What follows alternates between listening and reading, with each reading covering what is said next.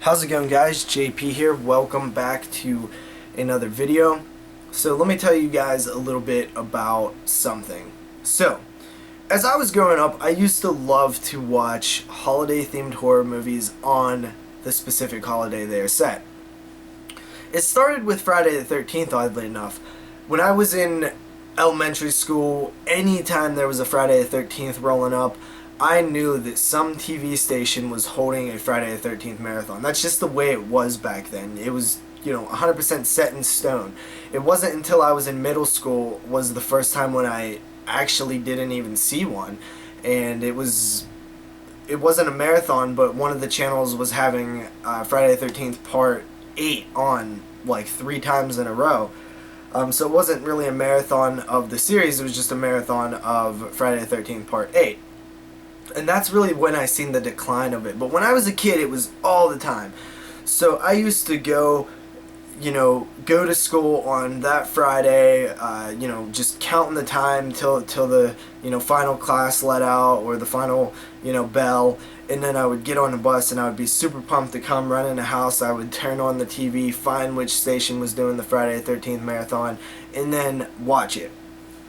And I did that for a long time. Sometimes there's multiple Friday the 13ths a year, and, every time it seemed like they was having marathons. So I spent a lot of my childhood watching the Friday the 13ths on basic cable as they was marathon on Friday the 13th. And of course, as I got older, I started doing that with Halloween. I always try to watch, honestly, the past couple years I've watched all the Halloweens during Halloween. At some point, maybe I'll start like a week ahead and end on, Halloween itself. But so watching the Halloweens on Halloween, for a long time I watched 2 things every Christmas, and that was Gremlins and the Woodland Christmas Critters special from the South Park episode. And it was pretty much a horror short, cartoon film, and I love that thing. For the longest time, I was watching both of those every year, ever since Woodland Critter Christmas aired. I was living in a hotel room at the time, and I caught it when it aired, and it was awesome. So I've always watched those on Christmas. As time went on, I've kind of always watched whatever Christmas-themed horror movie on Christmas that I could get a hold of. But it's even gone to the point where I've watched Thanksgiving on Thanksgiving last October. So I was thinking, what's another holiday coming up? Because it's almost like it gives me an excuse to plan some sort of marathon or to watch a certain movie. It adds another element to just your movie watching. You have your basic movie watching, but when you're doing it like this, it feels more of like an event when you're doing it on a holiday. So it kind of amps it up just a little bit and almost has like a nostalgic feel for me. So I was thinking, what's the next holiday coming up? Of course, it's Mother's Day on Sunday, and I realized I don't think I've ever done anything special for Mother's Day in terms of film watching. So I decided I'm going to watch as many as I can on Sunday, which probably won't be a lot because I have to work that day, but I picked out 10 different types of movies here to watch on Mother's Day that have something to do with a mother character. So I figured, maybe I'll get 2 or 3 of these films on Mother's Day, but I figured I would share it so that maybe some of you out there could plan your own little Mother's Day marathon. So the films are, first up, the first films that I chose are some classics. These are the 4 Psycho films, obviously. So you have the original Psycho, of course. You have Psycho 2 there, Psycho 3, and of course Psycho 4: The Beginning. The reason I chose those is pretty obvious. I mean, it's a whole franchise built on a man's relationship with his mother. If I was going to pick one, I would probably go with Psycho 2.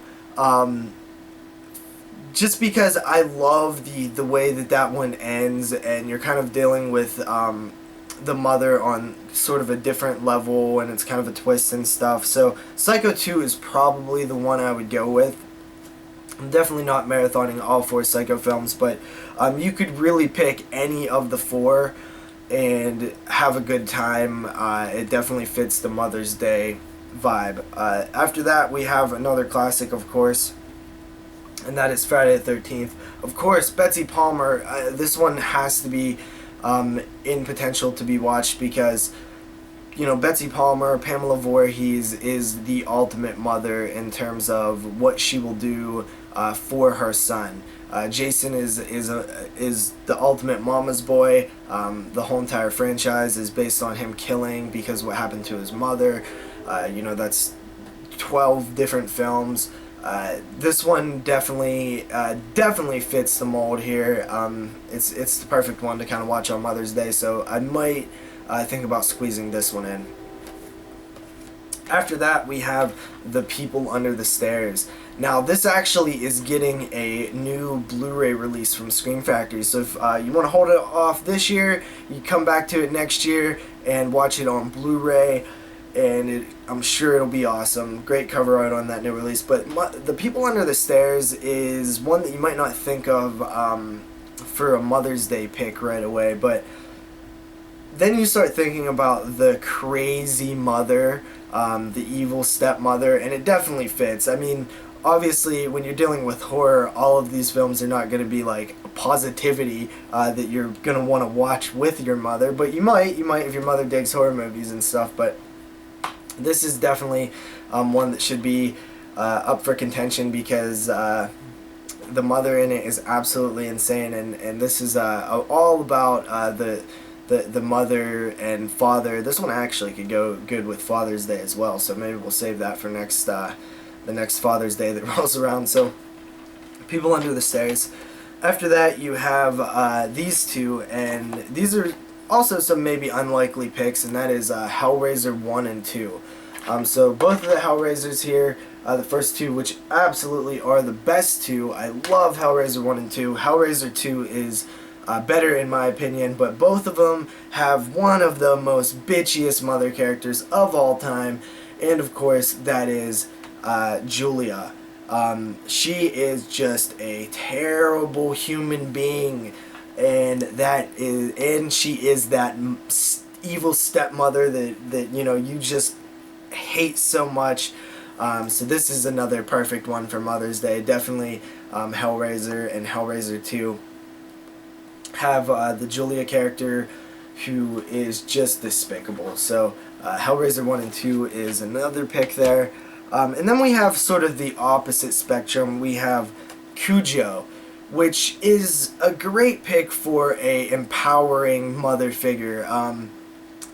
Dee Wallace plays a mother who is in the ultimate struggle when she is trapped in the car with her son, and there's a killer dog trying to eat them, like a rabid dog. So this is really about the bond between the mother and son and how far a mother will go to protect her young. Very positive mother character there. So Cujo, I probably will not be watching Cujo anytime soon. I explained this in a previous video, but I feel like that film is so powerful the first time you watch it, and it is just never the same upon rewatch. So probably won't be watching that one, but I figured I'd throw it in there in case some of you want to watch it. After that, we have Mother's Day. You could go with the original or the remake on this one. I went with the remake because it's the only one that I've seen. I love Rebecca De Mornay in this film. She's the ultimate, you know, mean mother, but she has this almost likable quality to her where she is really just in control. You really get the vibe that she's just a mother who knows exactly what she's doing, and she, you know, demands respect. Awesome movie. It's one of my favorites over the past 5 years. I really love Mother's Day. It was this huge sleeper hit for me. I wasn't expecting anything of it. I even double dipped to get the Blu-ray here. So Mother's Day is probably, I mean, it is literally the movie is the holiday. Like, it's named after the holiday. So that might be a good pick to watch. Of course, after that, we have Rosemary's Baby, and this is like pre-motherhood here, so you kind of have a different angle here. This is also another one where the mother is the likable, positive character. Long one to watch, so I probably won't be watching this one, but if you're gonna just watch one, maybe go with Rosemary's Baby. It is a classic, of course. So yeah, we have Rosemary's Baby here. After that, we have The Girl Next Door. This is one that, you know, I mean, it's not specifically about the mother and the daughter relationship because she is the aunt, but she also is a mother at the same time. She has her own sons. This is definitely one that you do not want to watch with your mother, unless your mother is like a diehard, you know, horror fan who can handle anything.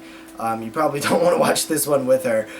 So yeah, The Girl Next Door, rough stuff. Probably won't be watching this one, but you know, those of you who are a little more daring out there can probably handle this one a little bit better than me. I've watched it one time and I've been very nervous to go back to it just because how intense and depressing it is. I remember watching this, I was like depressed for the next 4 days. So The Girl Next Door, this is for the little more adventurous film watchers here on Mother's Day.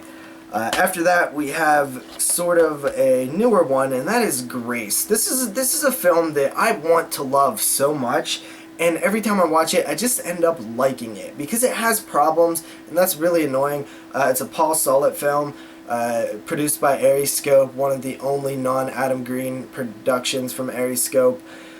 Interesting story how this film came about. Really, a guy just grinded to get his film made. I have it in this annoying ass DVD Blu-ray case thing here, but it was only like $1 or $2, so can't complain too much.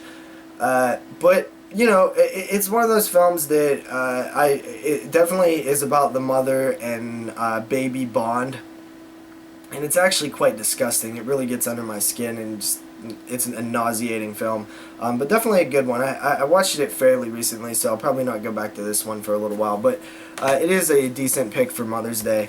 Of course, we have a newer one here, and that is the Babadook. This one is just from last year, and it's actually kind of a perfect one for Mother's Day because it's so new. Of course, got the cool pop-up book here from Scream Factory / IFC Midnight.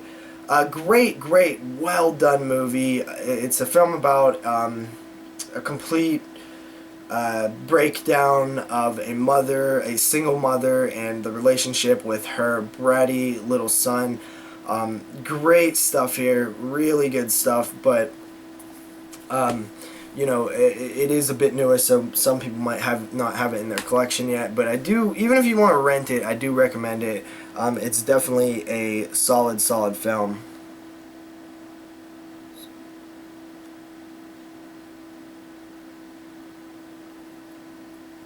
Alright, so I'm just going to go over it again. Number 1, The Babadook. Number 2, Grace. Number 3, The Girl Next Door. Number 4, Rosemary's Baby. Number 5, Mother's Day. Number 6, Cujo. Number 7, Hellraiser 1 and 2. Number 8, The People Under the Stairs. Number 9, Friday the 13th. And of course number 10, all 4 Psycho films. I actually was counting there for a second because I thought I forgot one, but that's all 10 of them. So see you guys next time. Hope you enjoyed this little weird video, but I'll definitely try to watch a couple of these, and it would be cool if there's any that I forgot, like inside. Definitely leave me a comment down below, and if you plan on watching anything on Mother's Day, let me know what it is. And if there's any mothers out there, let me know what you're watching as well. So see you guys later. Peace out.